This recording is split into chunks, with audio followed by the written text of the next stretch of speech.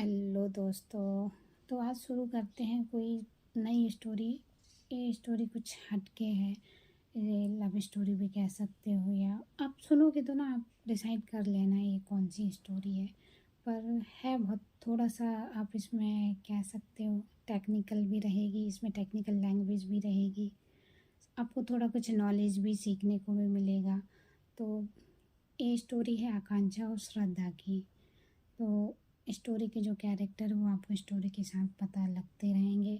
तो सुनते हैं, ज़्यादा समय नहीं लेते हैं आपका और शुरू करते हैं स्टोरी को।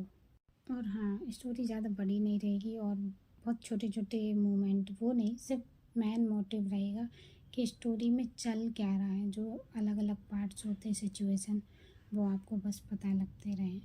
तो आप, आई होप आप अंडरस्टैंड हो इस चीज़ को। तो शुरू करते हैं। स्टोरी की जो शुरुआत होती है ना, वो हॉस्पिटल से होती है। रात के लगभग 12 बजे का समय हुआ होता है और जो हॉस्पिटल का इमरजेंसी में का जो वार्ड होता है, वहाँ अचानक से एकदम से हलचल बढ़ जाती है। वहाँ के जो ड्यूटीज़ के सिस्टर और अटेंडर होते हैं, वो एकदम से एक दूसरे को बोलते हुए स्ट्रेचर को खींचते हुए इमरजेंसी वार्ड के अंदर ले जाते हैं। सभी एकदम से चौकन्ने हो जाते हैं और जो रात के 12 बजे स्वस्थ बैठे रहते हैं सिस्टर और अटेंडर, वो एकदम से हरकत में आ जाते हैं। स्ट्रेचर के साथ चलने वालों को बाहर ही रुकने को बोल दिया जाता है। क्योंकि रात के 12 बजे थे तो अस्पताल में ज़्यादा भीड़ भी नहीं थी। कुछ ही लोग थे जो इमरजेंसी में भर्ती पेशेंट के रिलेटिव लग रहे थे। बाकी जो गैलरी होती है इमरजेंसी के बाहर की, वो एकदम सुनसान थी और रात के 12 बजे पिन ड्रॉप जैसा साइलेंस था। लेकिन उस समय हलचल बढ़ने से और इमरजेंसी आने से कुछ कुछ आवाज़ें होने लगी थी, जिसमें रोना पहली आवाज़ और डरी हुई आवाज़ें पहली थी।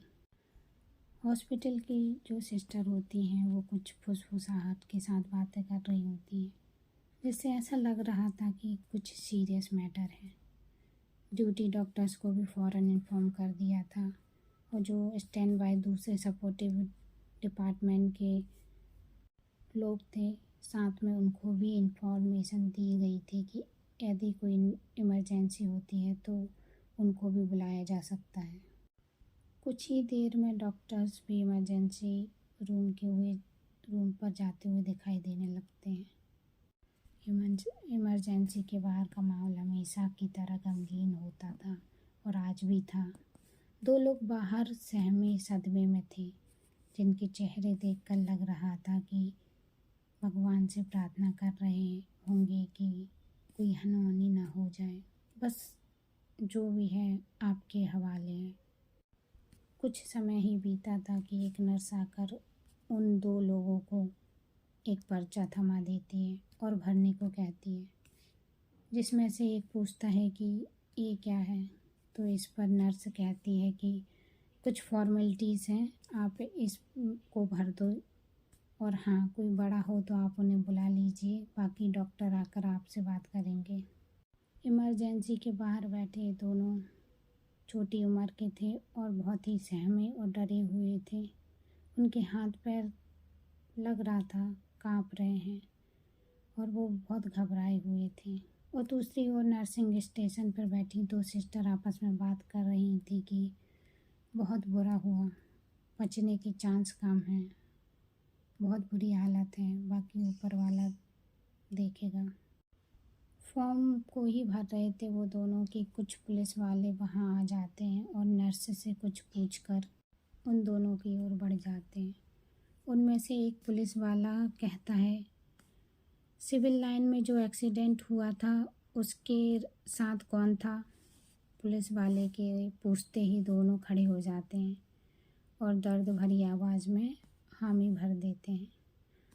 दूसरे पुलिस वाले के हाथ में एक पेन और पेपर्स होते हैं और पहला वाला कुछ सवाल करता है, जिनके जवाब वो चाहता है कि ये दोनों दें। पहला वाला पुलिस वाला सवाल पूछना शुरू करता है, लड़की का नाम?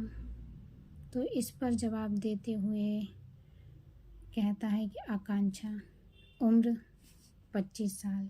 तुम दोनों क्या लगते हो उसके दोस्त हैं सर। इतने बजे रात में क्या कर रहे थे सर? दोस्त की बर्थडे पार्टी से लौट रहे थे और आकांक्षा को छोड़ने उसके साथ घर जा रहे थे। घर का कोई नहीं आया। इन्फॉर्म कर दिया है सर, उसके पापा आते ही होंगे। तुम दोनों के नाम? सर मैं आशुतोष हूँ और ये मोहित है। हम दोनों उसके दोस्त हैं और उसके साथ ही बर्थडे पार्टी गए थे। एक्सीडेंट कैसे हुआ? सर हम लोग तो नॉर्मल स्पीड से जा रहे थे। सिविल लाइन चौराहे के पहले एक स्कॉर्पियो में बैठे कुछ लड़कों ने हूटिंग करना शुरू किया तो हम लोग थोड़ी स्पीड बढ़ाकर आगे बढ़ गए। कुछ ही देर में वो भी पीछा करने लगे तो आकांक्षा ने उनको बदतमीज़ बोला जिससे वो गाली देने लगे। मैंने आकांक्षा को मना किया और स्पीड बढ़ा दी। फिर मोहित ने देखा कि उन्होंने गाड़ी की स्पीड कम कर दी तो हम लोग ने सोचा कि शायद वो अब परेशान नहीं करेंगे, लेकिन सर सिविल लाइन के यहाँ पहुँचते ही अचानक से उन लोग ने बाइक को टक्कर मार दी और मुझे नहीं पता चला सर। मेरी बाइक फिक गई। मैं हेलमेट पहना था तो मुझे चोट नहीं लग पाई, बस थोड़ा सा पैर और हाथ में लगा है। और फिर मैं भी चोट की लगने से बेहोश सा हो गया था। मुझे तो रोहित ने उठाया और फिर देखा कि आकांक्षा वहीं पड़ी हुई है। वो पूरे खून में लथपथ थी। मैं घबरा गया, मोहित भी घबरा गया था। कुछ समझ नहीं आ रहा था। आकांक्षा को उठाया, वो हिल भी नहीं रही थी। हम दोनों बहुत डरे हुए थे। सीधे एम्बुलेंस को कॉल किया। कुछ समझ में ही नहीं आ रहा था। कोई आसपास दिख भी नहीं रहा था और वो लोग वहाँ से निकल गए।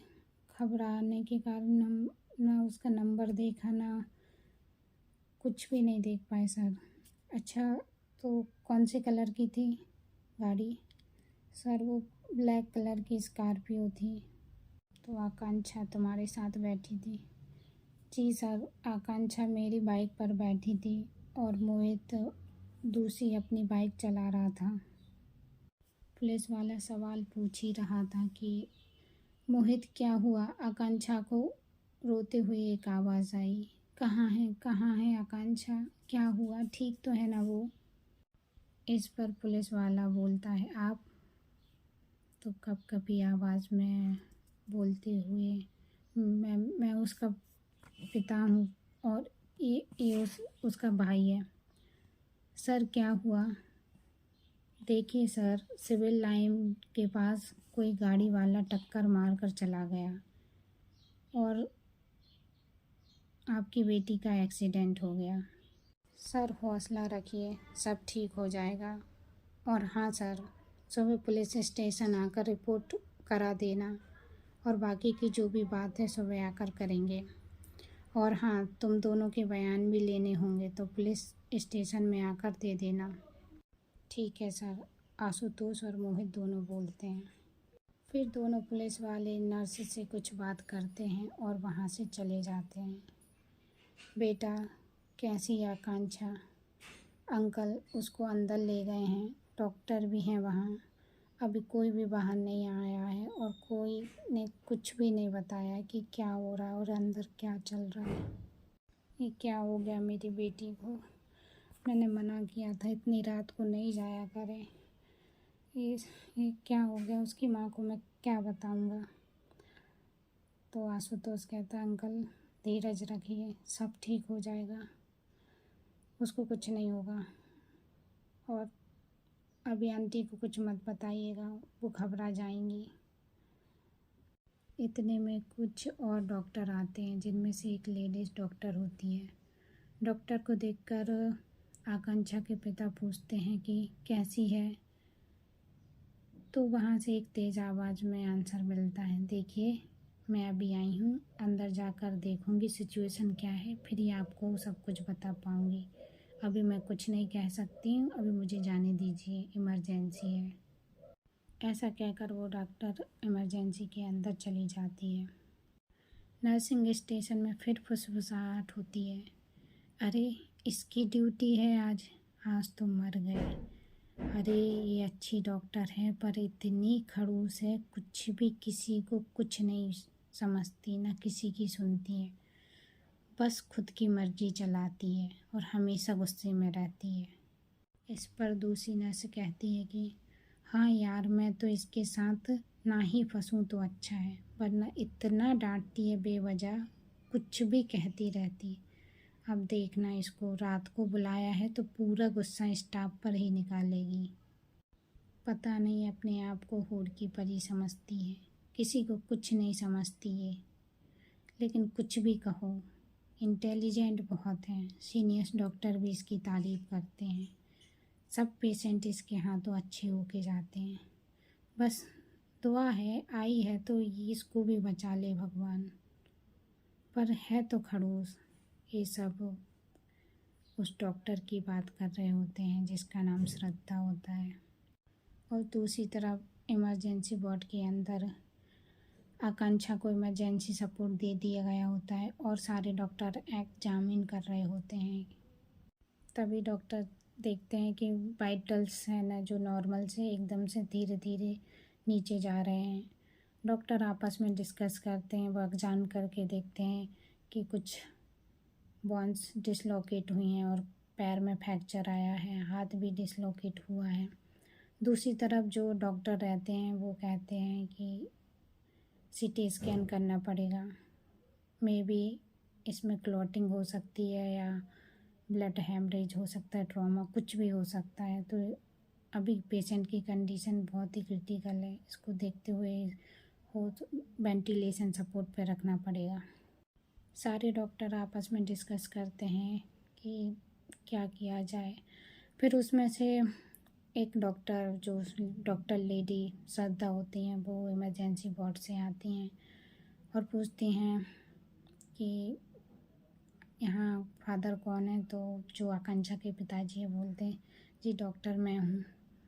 तो वो कहती हैं कि देखिए सर, अभी एग्जामिन चल रहा है, मैं आपको कोई भी दिलासा नहीं दे सकती, कुछ भी हो सकता है। पेशेंट की कंडीशन बहुत ही क्रिटिकल है, पेशेंट रिस्पॉन्स नहीं कर रहा है और हो सकता है उसको हेमरेज हुआ हो ब्रेन में, और जो भी है सारे रिजल्ट के बाद पता ही चलेगा। और हो सकता है कि जितना हो सके उतनी जल्दी सर्जरी भी की जा सकती है। तो आप इन सब कंडीशन के लिए तैयार रहिए और फ़िलहाल पेशेंट को वेंटिलेशन पे रखना पड़ेगा और बाकी जो भी होगा वो आफ्टर रिपोर्ट आपको इन्फॉर्म कर दिया जाएगा। डॉक्टर ने एग्ज़ाम किया, हो सकता उनको श्योर लग रहा था कि ब्रेन में कोई आर्टरीज फट गई है या ब्लड अंदर ही अंदर उसका रिसाव हुआ है, तो उनको पॉसिबल यही लग रहा होता है कि ब्रेन इंजर हुआ है। और इस केस में ना ऐसा ही होता है, जब एक्सीडेंट होता है तो आकांक्षा के केस में भी ऐसा ही लग रहा होता है फर्स्ट एग्जामिन में। बाकी जो भी होगा वो आफ्टर सीटी स्कैन पता कर पाएंगे डॉक्टर के एग्जैक्ट कंडीशन क्या है। तो दोस्तों नेक्स्ट पार्ट आपको नेक्स्ट उसमें सुनाई देंगे और सुनते रहिएगा आगे क्या होता है, और बाकी जो भी है मैं आगे बताऊंगी। और अपना ख्याल रखें।